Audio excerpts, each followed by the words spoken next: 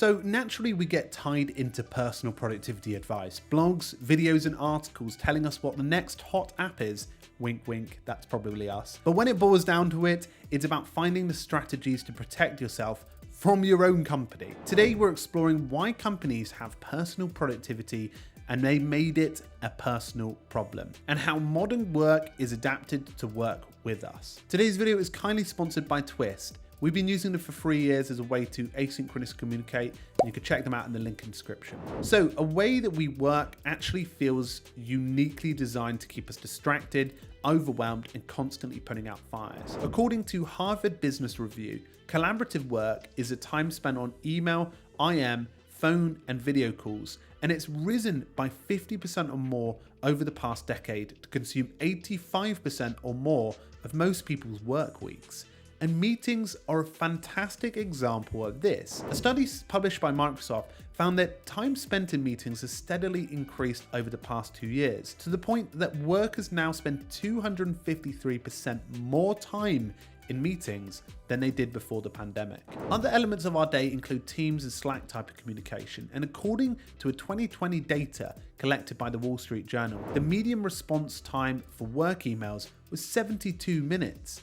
For Slack messages, the median response time dropped to just 16 minutes and 18 seconds. Now this can be really damaging when it comes to quality work getting done and producing better and meaningful things to do, and time to do it in. The solution to this is too many meetings isn't time blocking, it's actually fewer meetings. The solution to too many interruptions isn't a Pomodoro timer, it's fewer interruptions. So these are 6 ways, actually 7, that you can use asynchronous communication to improve that. Here's some actionable advice around it. So the first is setting explicit guidelines around response times for your teammates.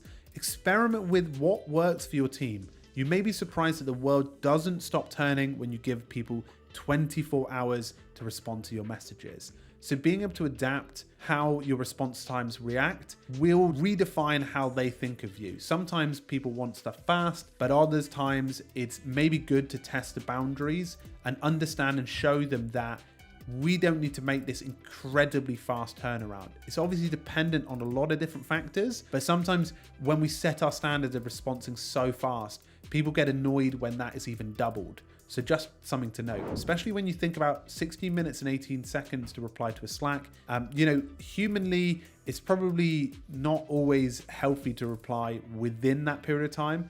So maybe even think about dosing that out if you can, and obviously depending on the context of priority and deadlines and things like that. Number 2 is use tools that support asynchronous communication to replace meetings and real-time messaging apps. A really good example of that is Loom. Whenever I try and go for a meeting, I try and be like, okay, could this be a Loom or like a pre-recording so that I can send it and actually be able to have all the context to that, and or actually respond through a slow version of email in a sense as an asynchronous communication. But obviously we use Twist between teammates, which slows things down, which is really nice and sort of brings a bit of clarity to respond in our own time. Number 3 is set up a separate communication channel for emergencies only. This can be a great way to get instant and urgent notifications. The Doist team actually use Telegram. I didn't know that, but it's actually something that having that layer of, okay, this is an emergency, because there always is emergency, but it's being able to determine what an emergency is versus what isn't an emergency. Everything in work seems an emergency. It's a typical thing that we see. If you ask a friend 1 week, how's work? Really busy. The next week, if you ask them again, they may say really, really busy. It's our natural human instinct to continually to sort of adapt and sort of explain why work is so busy all the time. But really, is it determined by the sort of emergencies? It's important to see that differentiation. What is an emergency, what isn't? Number 4 is to invest in a team-wide transparency and documentation so everyone can find the information and context of what they need without having to ask. This is something we do in Notion, and it helps us provide a pretty decent outlet for when Steve wants to find a script or a bit of information connecting to something, he can find everything there without necessarily having to ask me, which is nice. Number 5, let teammates set their own schedule so they can work when they're most productive and disconnect fully when they've done the job. This is going to be huge in the next couple of years, energy levels. And we always have that assumption everyone is optimized at 9 a.m.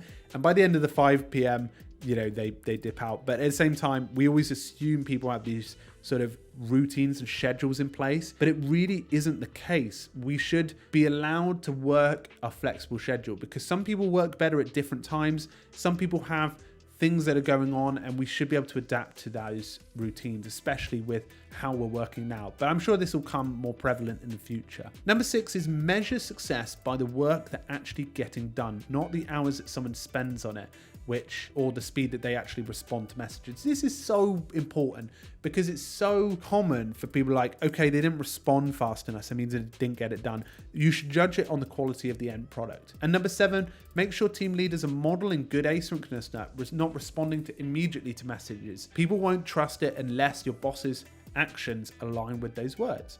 And that's a really good statement about the team leaders being the role models in this case. So hopefully you found this as a useful guide to understanding why personal productivity becomes a work problem and how you can embrace asynchronous work to improve that. You can check out Twist below. We're big on asynchronous, hence why we're partnered with Twist this month to dive into that.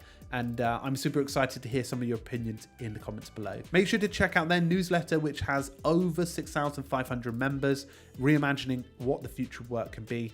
And a big thank you to everyone who listened in today. Thank you very much, folks. Talk to you all very soon. Thank you very much for watching today's video. If you're interested in checking out some more, you'll find them here. And also you can subscribe to as well. It'd be great to have you here to optimize your tool. And if you're interested in our new email newsletters or our Bento application, or even Toolfinder, which is a new tool that we've created to help you find the perfect productivity tool, you can find it linked in the description.